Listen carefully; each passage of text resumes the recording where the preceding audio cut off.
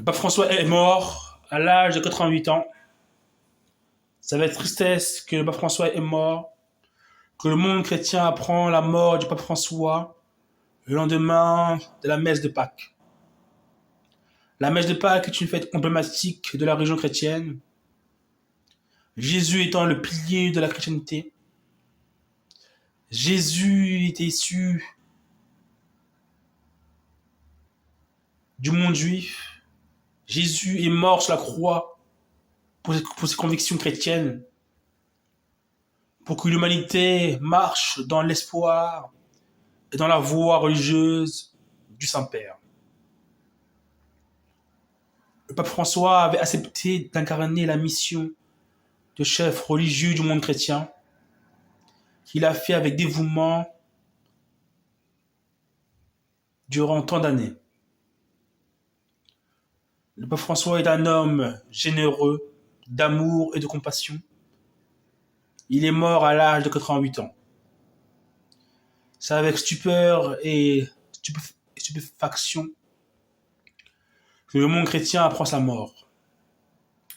Que le paradis que Dieu t'accueille avec générosité au paradis, que le paradis des papes se rappelle que le pape François était un pape rempli d'humilité, qui aimait son monde chrétien.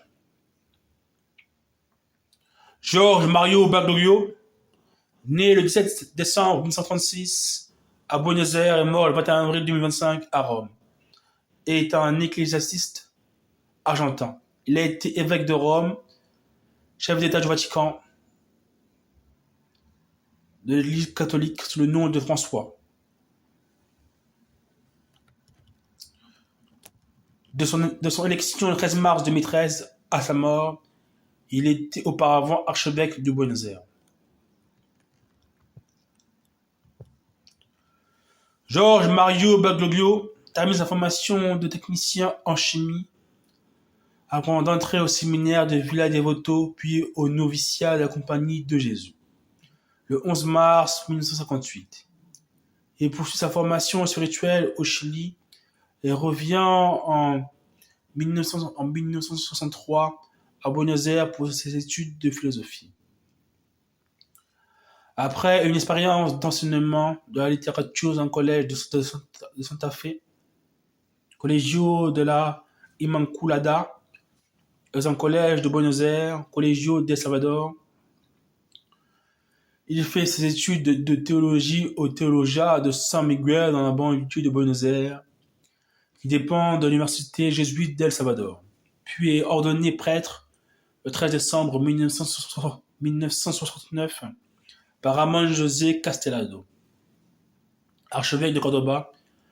Il continue ensuite ses études à la faculté théologique et philosophique de San José de San Miguel. Outre l'espagnol, il parle couramment l'italien et le piémontais, l'allemand, le latin et possède des notions de portugais, de français et d'anglais. Après une année de troisième an à Alcalá de Henares, en Espagne, Georges Mario Bergoglio est nommé maître des novices du Colegio Máximo San José, institution jésuite de San Miguel en 1972, et fait profession solennelle le 22 avril 1973.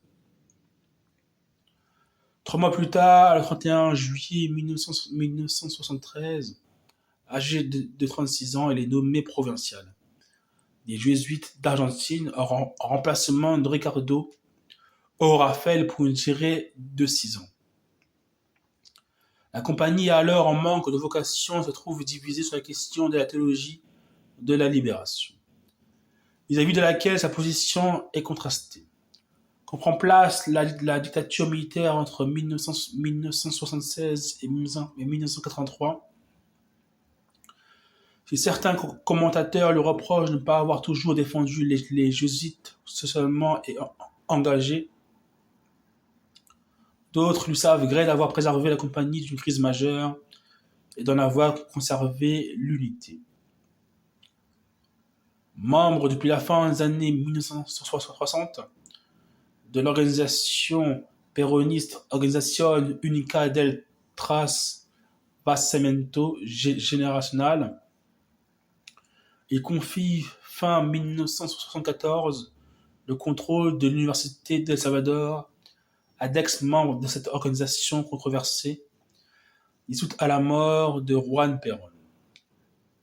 En 1980, à l'issue de sa charge de provincial, il est nommé recteur de la faculté de théologie et de philosophie de San Miguel, tout en y étant professeur de théologie. Il est également pendant cette période curé de la paroisse Saint-Joseph de San Miguel. Il communique régulièrement à travers ses homélies pour dénoncer la corruption de la classe politique et la crise des valeurs en Argentine. Sa fermeté dans la direction de l'école crée des difficultés au sein de l'ordre qu'il avait dirigé.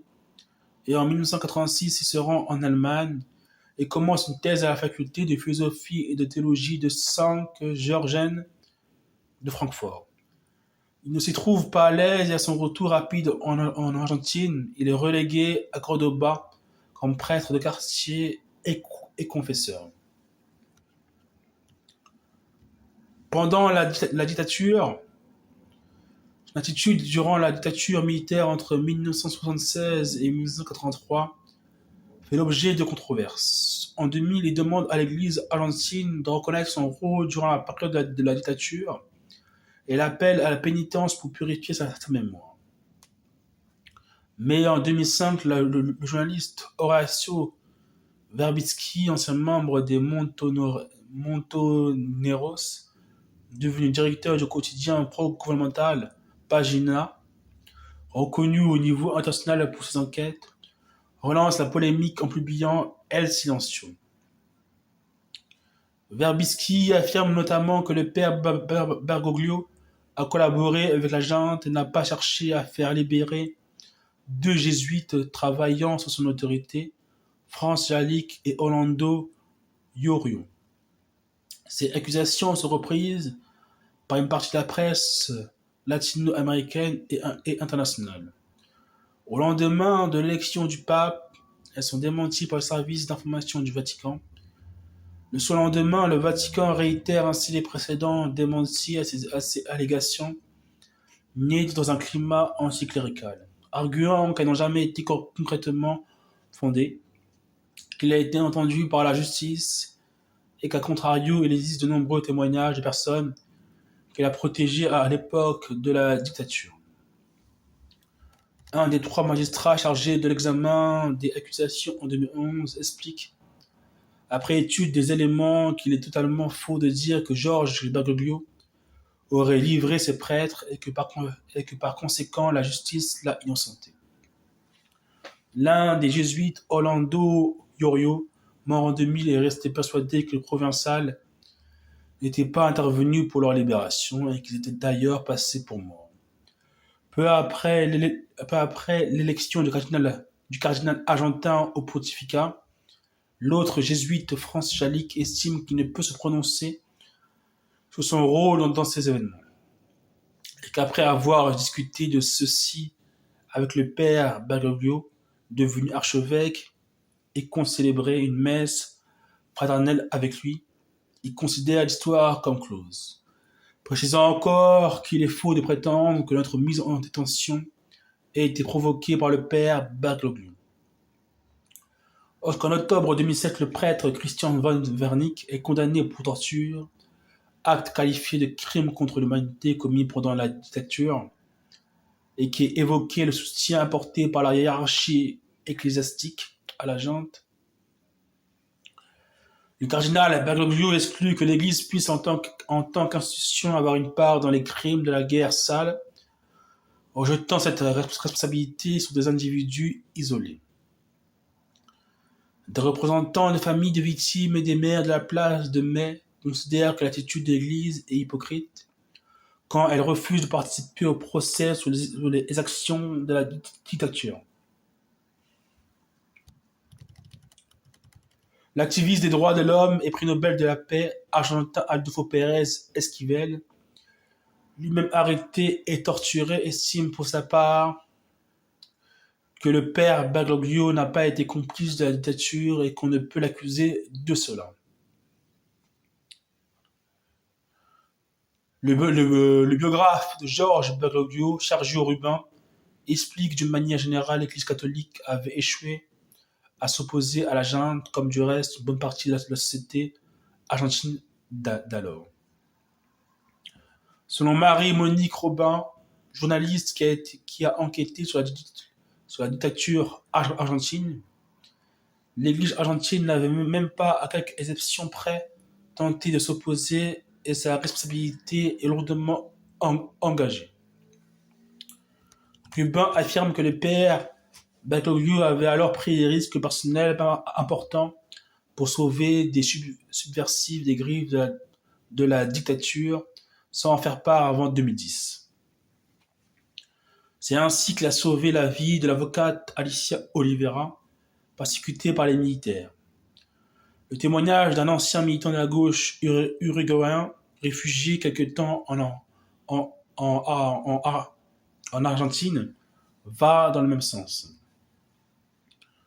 En octobre 2012, la conférence épiscopale argentine émet sous sa responsabilité une déclaration pour s'excuser de l'échec de l'Église à protéger la population de l'Argentine durant la dictature et condamne cette période de violence tant du côté de la junte que de la guérilla.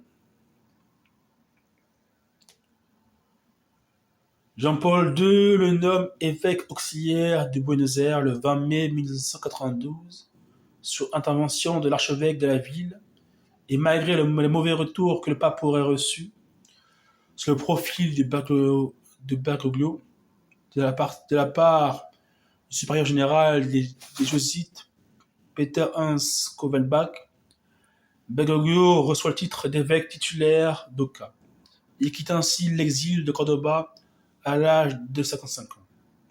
Il est nommé coadjutateur du même archidiocèse le 3 juin 1987. Le 28 février 1988, à la mort du cardinal Antonio Carissino, il devient archevêque de l'archidiocèse de Buenos Aires. Baglio refuse alors de loger dans la résidence des archevêques de Buenos Aires et opte pour un petit appartement situé près de la cathédrale et confesse régulièrement dans cette cathédrale.